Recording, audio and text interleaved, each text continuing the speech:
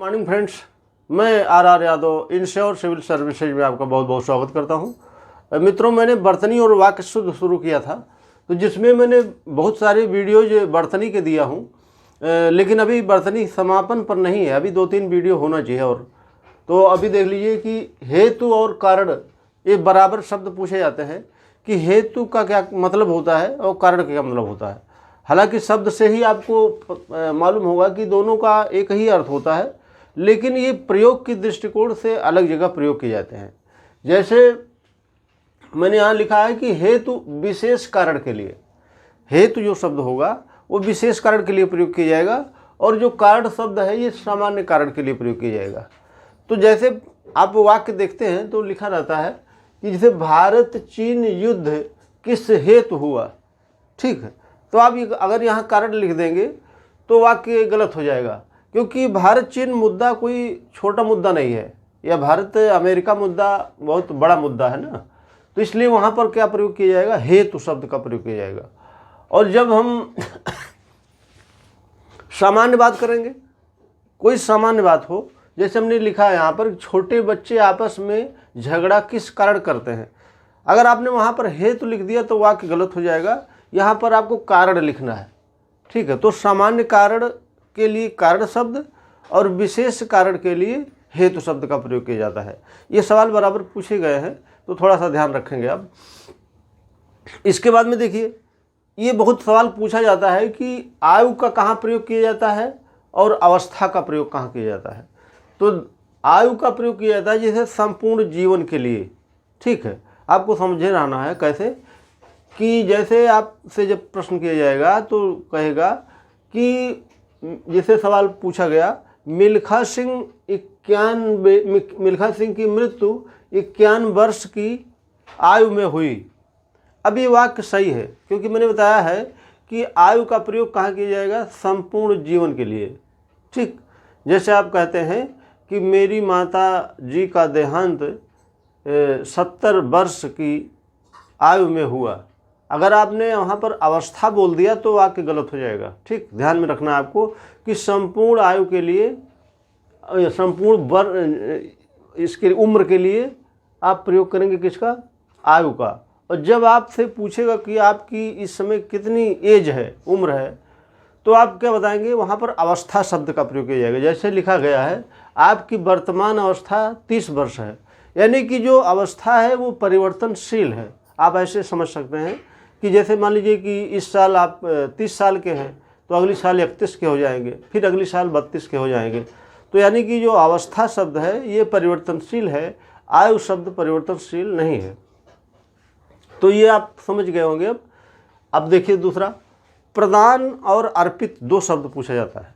जैसे लिखा गया है कि प्रदान छोटों के लिए, यानी कि जब भी कोई शब्द आप देखते हैं तो थोड़ा सा उसका मतलब समझे रहिए, कि जैसे अध्यापक बच्चों को पुरस्कार प्रदान किए, प्रदान शब्द छोटों के लिए प्रयोग किया जाएगा, और अर्पित शब्द बड़ों के लिए। जैसे यहाँ पर दूसरा वाक्य देख लीजिए, अर्पण बड़ों को, जैसे मंत्री जी को फूल माला अर्पित की गई, यानी कि मंत्री जी बड़े हैं तो उनको फूल माला अर्पित की जाएगी, ठीक है, प्रदान नहीं की जाएगी। तो वाक्य में जब पूछेगा तो लिखेगा कि मंत्री जी को फूल माला प्रदान की गई, तो वाक्य गलत हो जाएगा, ठीक। तो जैसे राज्यपाल महोदय ने पुरस्कार प्रदान किया, ऐसे सवाल पूछ सकता है। फिर पूछेगा, इन्हीं दोनों शब्दों को घुमा करके पूछता रहता है। तो आप, अगर आपको क्लियर कट पता है कि प्रदान शब्द किसके लिए प्रयोग किया जाएगा और अर्पित शब्द किसके लिए प्रयोग किया जाएगा, तो आप उत्तर सही कर देंगे।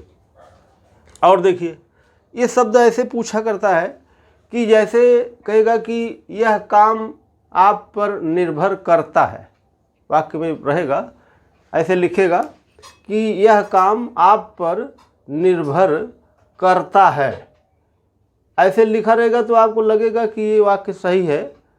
तो आप ये जान लीजिए कि ये वाक्य सही नहीं है, ये वाक्य मैंने पहले सही लिखा था, अब सही है। यह काम आप पर निर्भर है, तो देखने में वाक्य लगेगा कि वास्तव में सही है, लेकिन वास्तव में गलत होता है। अब ये वाक्य सही है, यह काम आप पर निर्भर है। और जब गलत पूछेगा तो यहाँ पर कर्ता लिख देगा, निर्भर करता है। ठीक, देखिए एक सवाल ऐसे भी पूछा गया है कई बार कि गुरुजी प्रश्न करते हैं, ये वाक्य सही है, लेकिन जब गलत पूछना होगा उसको लिख देगा गुरुजी प्रश्न पूछते हैं। ठीक, तो प्रश्न पूछा नहीं जाता है, प्रश्न किया जाता है। ठीक, आपको ये ध्यान में रखना है कि प्रश्न करने की बात होती है, प्रश्न करने ये है जैसे पूछा नहीं जाता कोई प्रश्न। ठीक, यानी कि वाक्य में ऐसे वाक्य आएगा तो यहाँ पर लिखेगा गुरुजी प्रश्न करते की जगह पर पूछते लिखा होगा, तो ये वाक्य गलत हो जाएगा। हालांकि अभी फिलहाल ये वाक्य सही लिखा गया है।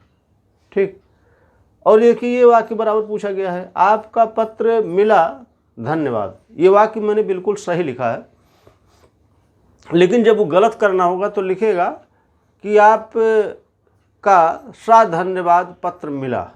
ठीक, तो वाक्य लगेगा कि सही है, लेकिन वास्तव में वो गलत है। इसके बाद देखिए कुछ ऐसे भी शब्द मिलेंगे आपको शब्दकोश में कि जो पर्टिकुलर उसी जगह पर ही प्रयोग किए जाते हैं। ठीक है, तो जैसे लिखा गया ताजमहल की छटा निराली है, तो यहाँ पर जब वो गलत करना होगा तो लिख देगा ताजमहल की शान निराली है। ठीक है, तो आपको ये शब्द जो होते हैं वो ध्यान में रखने हैं। ठीक, इसके बाद में देखिए और भी शब्द ऐसे पूछेंगे आपसे, जैसे शरदकालीन सुबह का समय बहुत सुहावना होता है।